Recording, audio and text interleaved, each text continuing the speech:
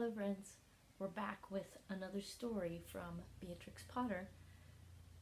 This one is one of her most famous stories, probably the one that she's the most famous for writing. It's called Peter Rabbit.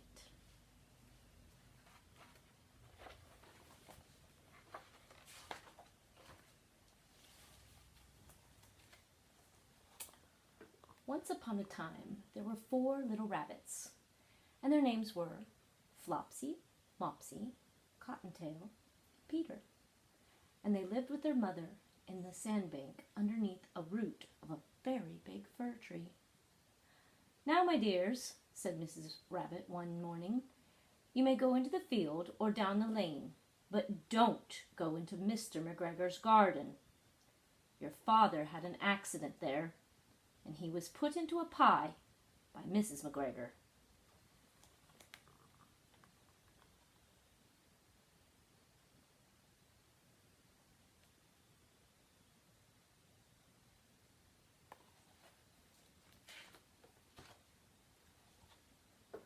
"Now run along and don't get into mischief. I'm going out." And then old Mrs. Rabbit took a basket and her umbrella and went through the wood to the baker's.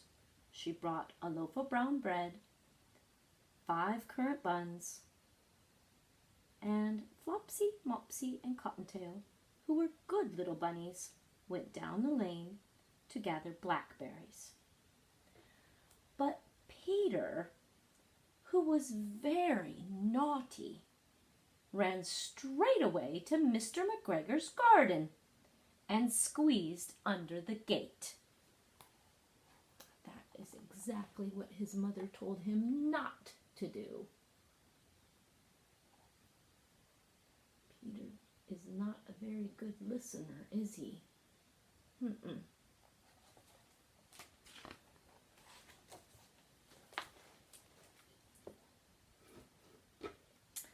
First he ate some lettuces and some French beans, and then he ate some radishes, and then, feeling rather sick, he went to look for some parsley.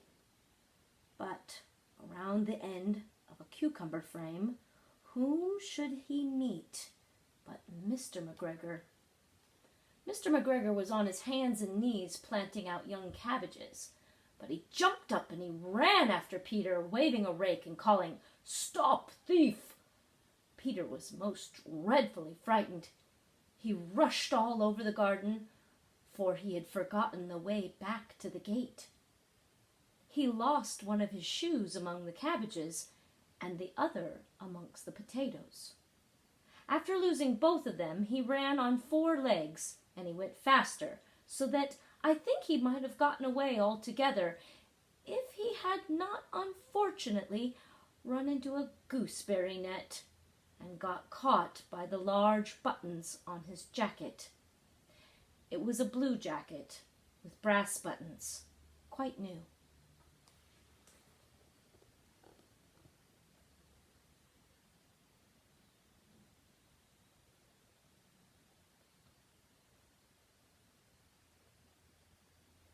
He got caught up in that net.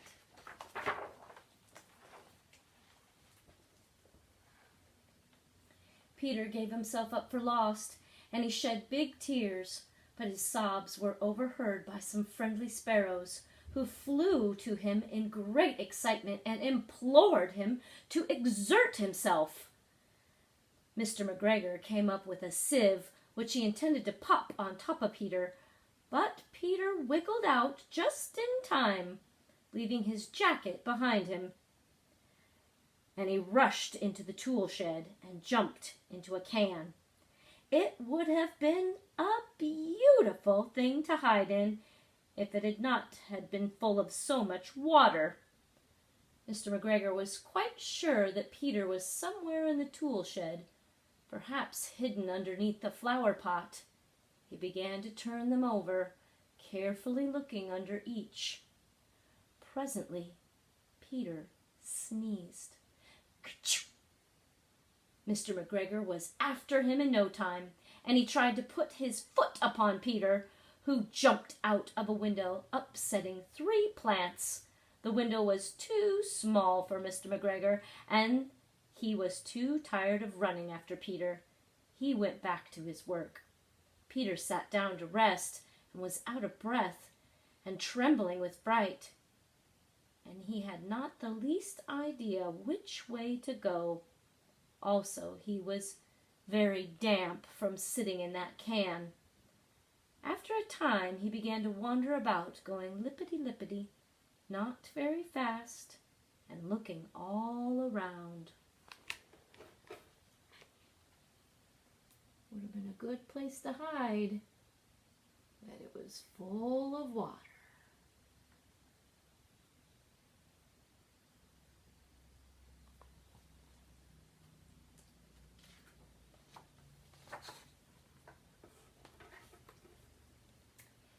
He found a door in a wall, but it was locked, and there was no room for a fat little rabbit to squeeze underneath.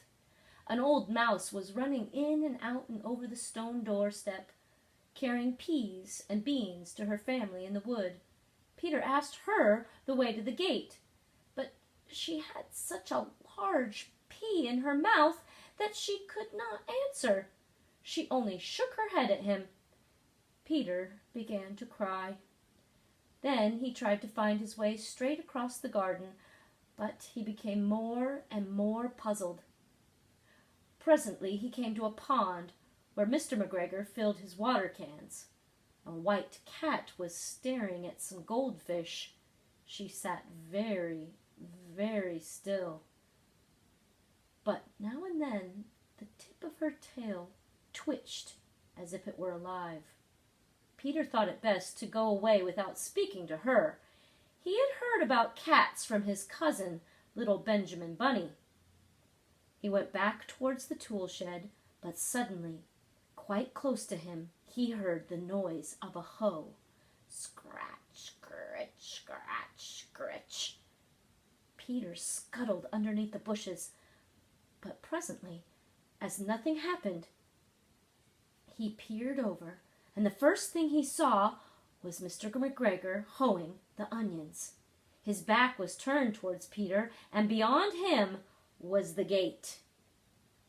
Peter got down very quietly off the wheelbarrow, and he started running as fast as he could go along the straight walk behind some black currant bushes. Mr. McGregor caught sight of him in the corner of his eye, but Peter did not care. He slipped under the gate, and he was safe at last in the woods outside the garden. Mr. McGregor hung up the little jacket and shoes for a scarecrow to frighten the blackbirds. Peter never stopped running or looked behind him until he got home to his big fir tree.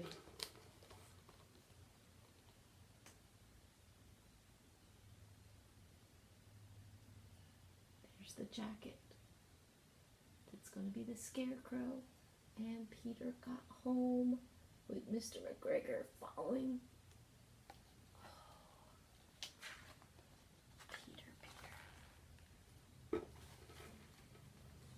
He was so tired that he flopped down upon a nice soft sand on the floor of the rabbit hole, and he shut his eyes.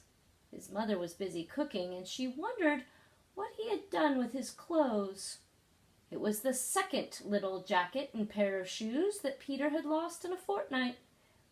I'm sorry to say that Peter was not very well during the evening. His mother put him to bed and made him some chamomile tea, and then she gave a dose of it to Peter. 1 tablespoon to be taken at bedtime, but Flopsy, Mopsy, and Cottontail had bread and milk and blackberries for supper.